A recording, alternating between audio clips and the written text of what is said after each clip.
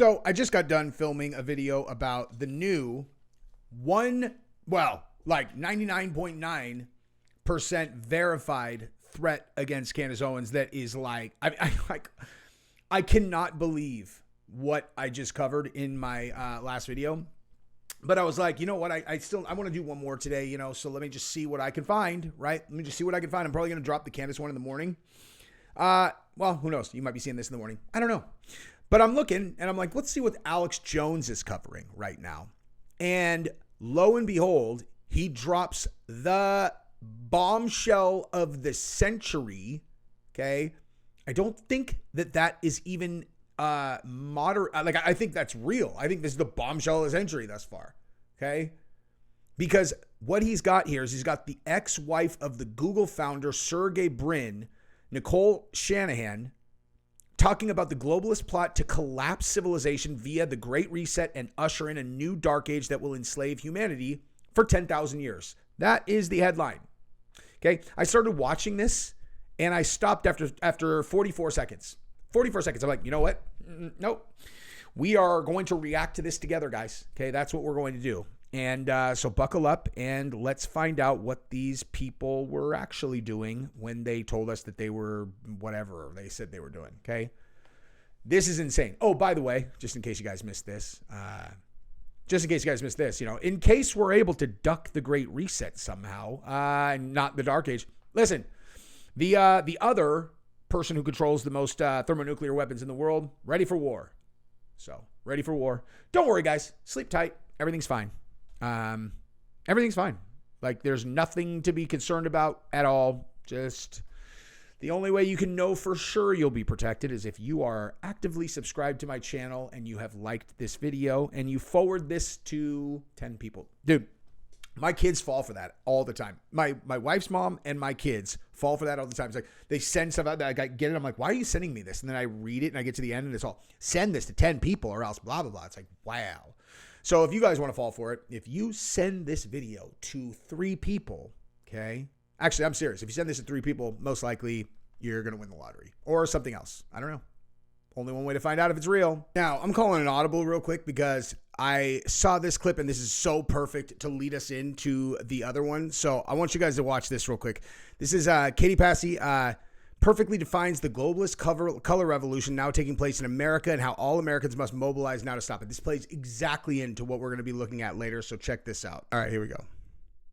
Funded BLM communist globalist playbook to take over a country without tanks actually rolling down Main Street. It's how they flipped places like Serbia, Georgia, Ukraine. Everybody needs to start taking this really seriously because if people think this is like some kind of like make-believe land, that this is not really happening, you're wrong. This is absolutely happening. This is absolutely happening for sure. Okay? They are trying to do this to us. Okay? Who's they? China, the people we're going to be talking about later in the video, Russia. Take your pick, man. Take your pick. Probably China. Ukraine, and they tried to flip a dozen others. The same exact playbook every single time. This is how they do it. 1, they demonize the leader of the people who they actually voted for. 2, they flood the country with chaos like riots, open borders, economic pain.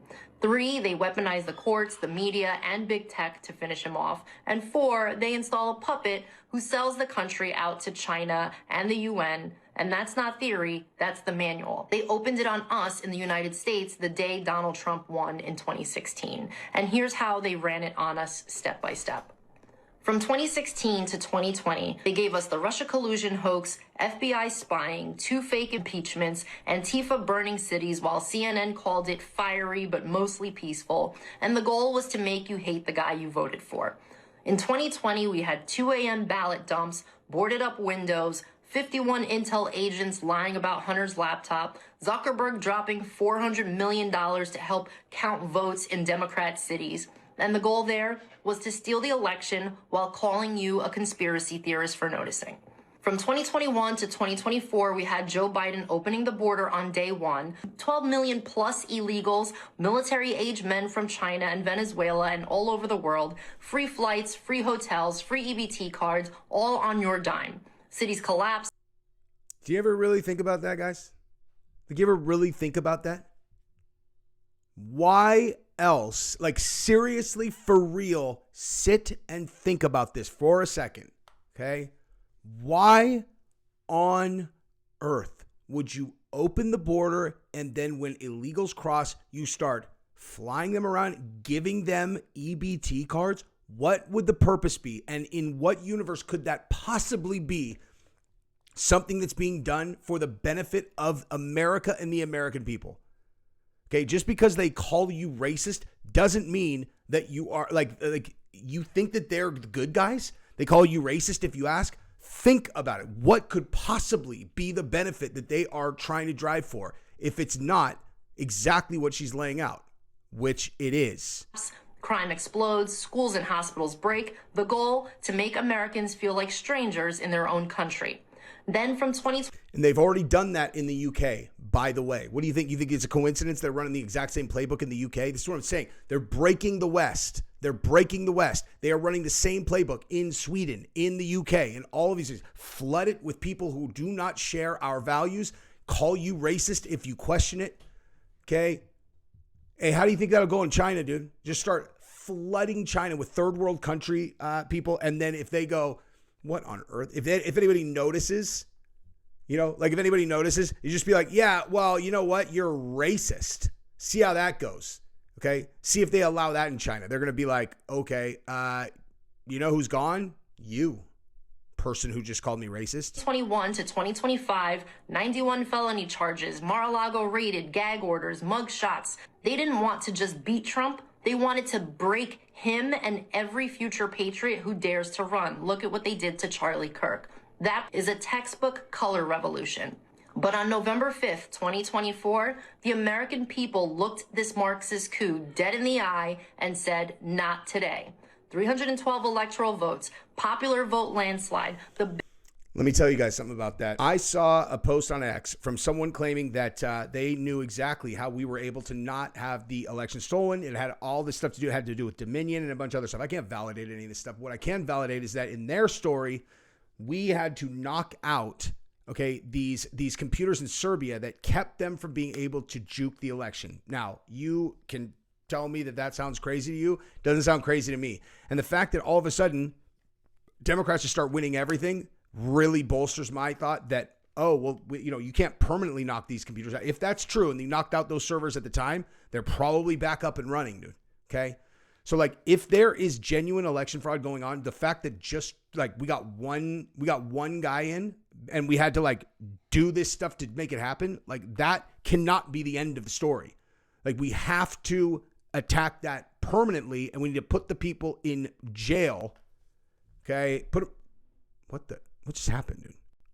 Anyway, we got to put them in jail, okay, and shut that entire thing down because otherwise it's over, okay? We're done.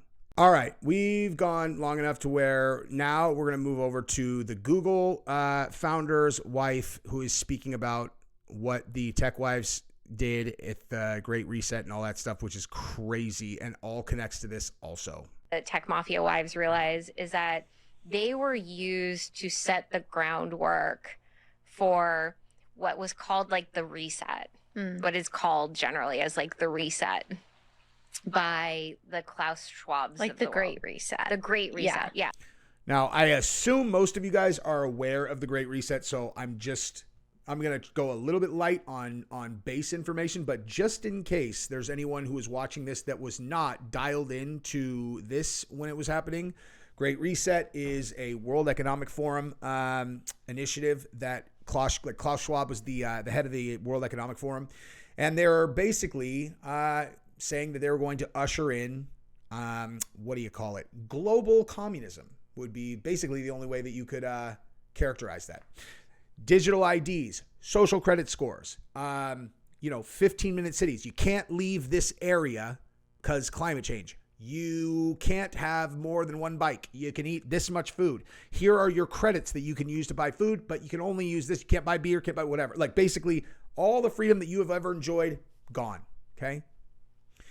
So let's continue. Yeah. They openly talk about this Great Reset. Yeah. So the tech wife mafias, I believe, were kind of being conscripted in many ways, and their money especially was being conscripted in to set the groundwork for the Great Reset. Yeah. Specifically through a network of NGO advisors, relationship with Hollywood, relationship with Davos. Davos is the World Economic Forum. And their own companies. So if you look at like who's on these boards, who hangs out with each other, how the culture of tech wealth works, like Silicon Valley tech wealth, and that small group of people responsible for a huge amount of money and a huge amount of NGO activity across the United States. It's a really small group of people, and it's a really small group of people making these decisions. Yeah. And then completely blind to everything else that's going on and how their groundwork is being used to then enable these other policies, these great reset policies.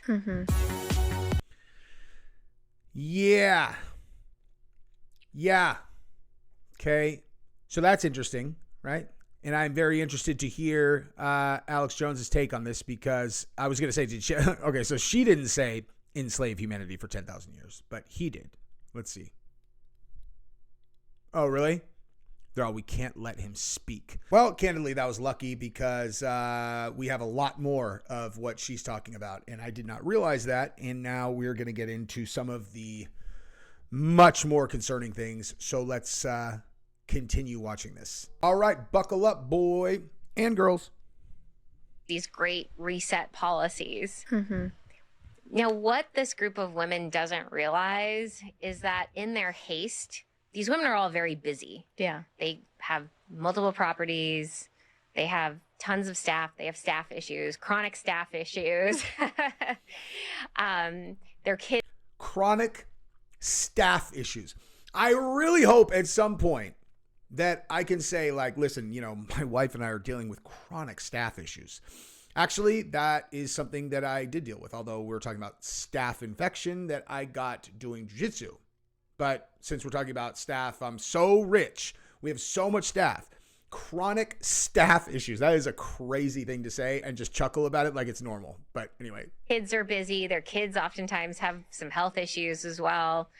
A lot of them have relationship issues with their husbands. And a lot of them themselves are like medicated on SSRIs and antidepressants and all of that because it's just overwhelming. Yeah. You need SSRIs because you're busy, as I understand. I mean, like, I thought these are like the smartest girls in the world, dude, or smartest people in the world. You don't need SSRIs because you're busy. You need SSRIs because you have nothing going on and you're depressed, or maybe that's just me. Like, as long as I have stuff going on, I don't get depressed, as long as I'm not unemployed, staring at the ceiling fan going, whoop, whoop, whoop. Oh my God, how can I make myself feel better? It's like, you can't because you have no purpose. But I do now, so I don't need SSRIs, nor have I ever done them or used them. Whatever. I'm just making fun of her. So, it's chaos, and these women find their meaning through their philanthropic work. Yeah. And they find themselves, like I would find myself. That was my self-worth, was my philanthropic work, and I really believed in it. Mm-hmm. I really believed that I was giving Black communities a chance to like rise up out of oppression. I really believed that I was helping Indigenous communities rise up out of oppression.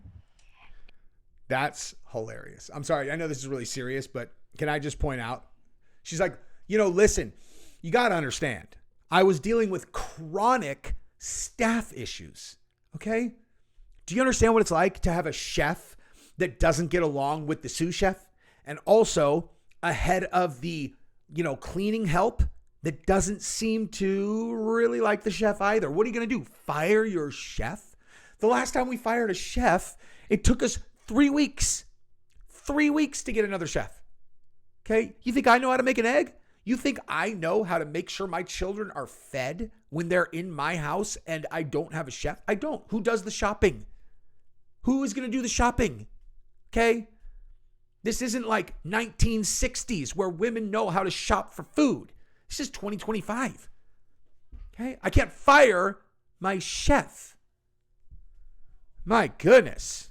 And by the way I'm helping society is I am bringing up the indigenous people from the hell that these whites put them in. While I deal with chronic staffing issues, I'm helping the blacks because I'm doing philanthropic work while trying to, deal with my chef and staffing issues. Like, why don't you hire some black staff? What? I don't know. Like, you're saying you want to help the black community. Why don't you hire some black staff? Jesus. Hire blacks? Are you serious? We have all the DEI stuff at the big company. This is my house. This is my house. What's the implication you're making? I don't let black people in my house. Come on. A black chef? Are you crazy? That's what these people sound like to me. Okay? They sound so out of touch. She's basically making fun of herself in that exact way. Jeez. You want to help an indigenous person? I have an idea. Like, just hire one. You want to help a black person? Hire one. Right? Or give one a chance, I guess, as it were. And now that I look back and see how all those grants are performing, because my version of success is those communities are actually uplifted. Yeah. Not just more money pumped into them. You can't uplift an entire community. Okay? If you're talking like... I can't help myself, dude. I'm sorry. I can't help myself. Okay. You can't uplift an entire community. Okay? What you can do is you can create, real talk. You want to talk to a smart person who understands people. I will be that person for you right now. Here's what you can actually do if you want to make a genuine impact. You need to stop thinking about helping everyone all at once. That's never going to happen. What you can do is build a system-based formula that you try to execute in a very small area. So as an example, you would pick a single high school in Berkeley, right? You guys are in the, you're in the Bay Area or whatever. Pick a troubled high school in Berkeley. Go in there, take a look at what the challenges that they're facing are, and then start to problem solve on a small scale. See if there is a formulaic way that you can take the troubled kids and turn them into not troubled kids. No one has ever showed them what the future can hold for them if they just put their head down and do some work. So you show them what that is, except you have to build a system. And then if that works there, then you scale it to 3 or 4 high schools now. Okay. 3 or 4 high schools. See if it still works when you have other people who are doing the work. And if that works, then you form a nationwide organization and you train these people in all these different cities and states to implement the same thing. You have people when they're young in schools. That is how you affect change. Okay. You're not going to affect change by just going, oh my God, Trump is a racist and so this is disgusting. We're trying to uplift the black community. What are you doing that's going to do that? I mean, I'm not actually making fun of her because she recognizes how stupid this is now. But it's like, ask your husband. He built fucking Google, dude. You think he did? Or like Mark Zuckerberg, how did he scale Facebook? He did it at his school. Then he went to another school. Then he went to another school. And then they went nationwide. You do it one thing at a time. Rome wasn't built in a day. I think I've heard people say that before. Anyway. Just more money. No, the problems of the community have gotten worse. Crime in the community has gotten worse. Mental health in the Native community, the Indigenous community has gotten worse. They will even say, the Indigenous community will even say that their biggest supporters in Congress have been Republicans, but yet they continue to vote Democrat. Yeah. Right? I mean, that is this, it's like the whole model is broken. The whole model makes everybody worse off. And now we're contending with the frickin' Great Reset that we're now realizing is a terrible idea. Yeah. Yeah. And that many of our climate change issues are geoengineering issues. Yep. By the people who are telling you, they're telling you climate change is going to put us all into the ocean. We need to, what's your solution? Well, I need the American government to approve this plan, which is going to take $60 billion and stick it directly into my pocket. That sounds self-serving. Who else is going to do it? Do you have a plan? A plan for what? To solve this problem. You mean the problem that you are causing intentionally with your geoengineering? Are you some kind of conspiracy theorist? Nope. So it's like if you get a bunch of like gaggling goose chickens that are like, we want to help the black community. And you're like, well, how do you plan on doing that? Well, we raised over $65 million just for the Bay Area this year. Oh, really? So where'd that money go? Well, we sent it to this place and this place and this place. What'd they do with it? Well, they helped. They helped how? Well, they spent it on this. Okay. So you understand, like you need to go to ground level and interact with these troubled black children in Oakland who are currently more likely to commit a murder before they're 20 than to graduate high school. Okay. You need to go solve that problem. Right. That's why we got the money. What's the money going to do? What do you mean, what's the money going to do? Do you like know people? Have you ever interacted with a human before that doesn't have a chronic staph problem? What the fuck are you guys talking about? You can't just like throw money at something and make it work. These are people, okay? The reason they're so likely to commit a murder is because every single day, every single moment of their life growing up, they've been told they have no chance to succeed. They have nothing to look forward to, and their social circle is filled with nothing but people who are a little bit older than them and who have also been told there's no chance of success. And so they look around, they're like, how can I get social status around here? Being dangerous, that always works, that always works. You think that's any different for like white kids that are going to some like prep school? If there's one kid who beat the shit out of some other kid in front of everybody and somehow was allowed to stay in school, they're all, dude, that guy's scary. And everyone's all, fuck, I want that kind of respect.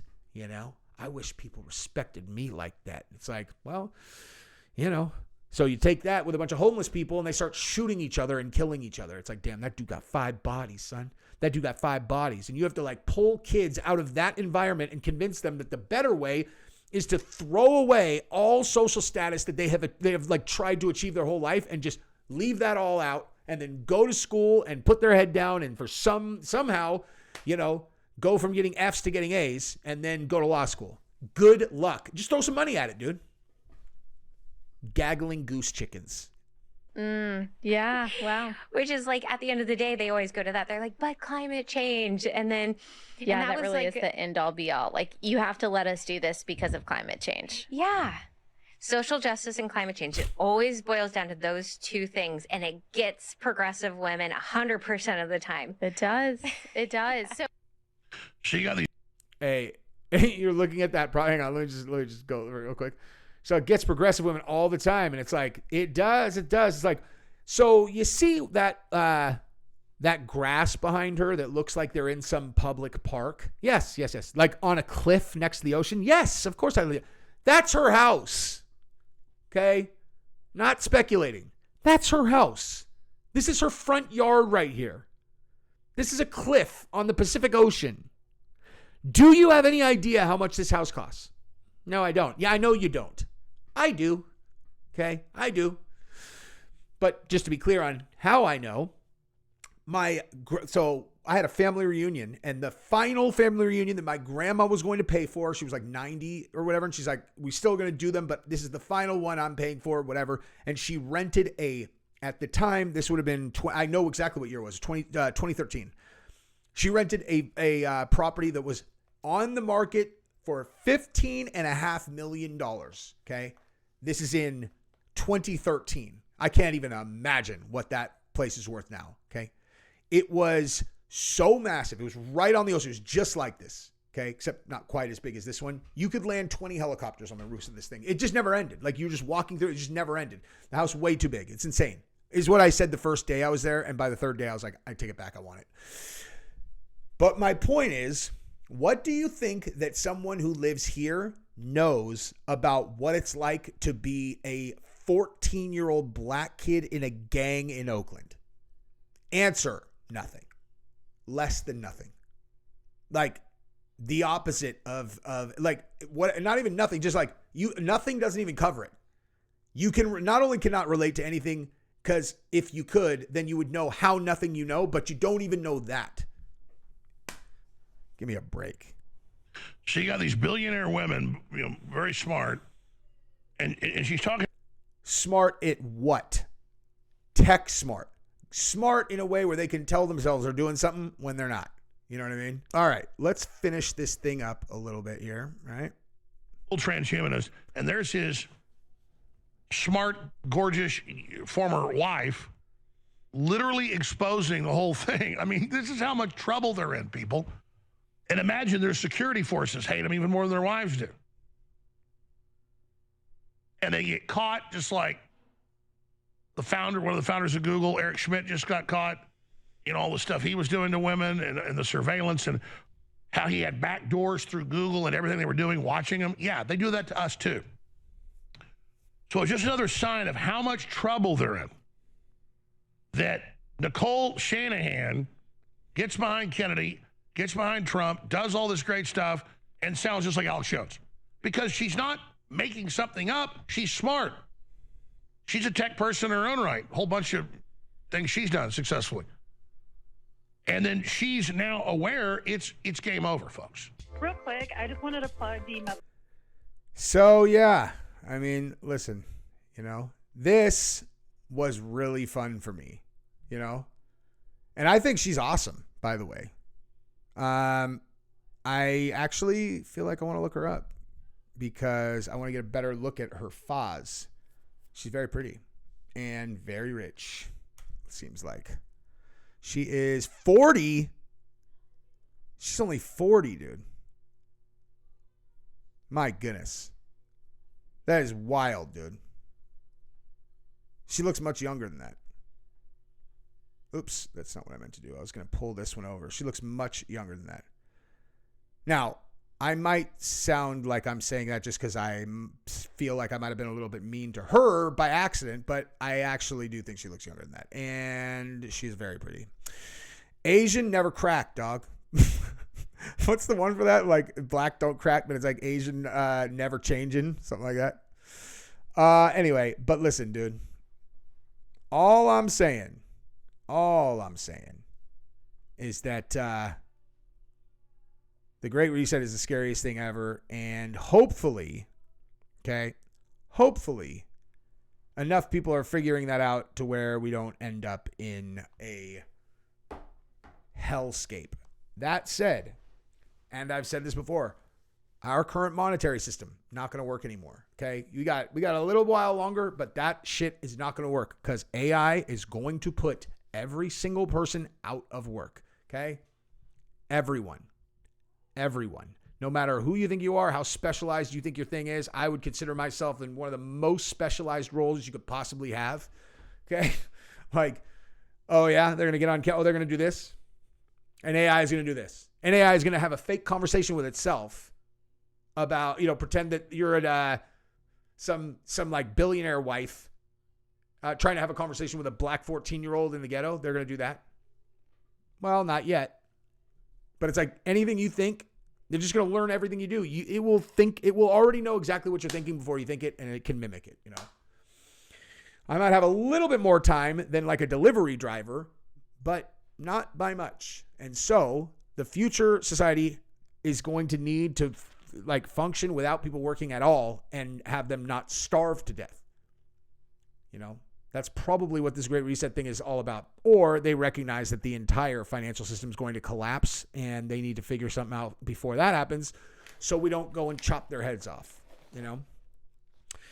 Anyway, that's what we got. Love you guys.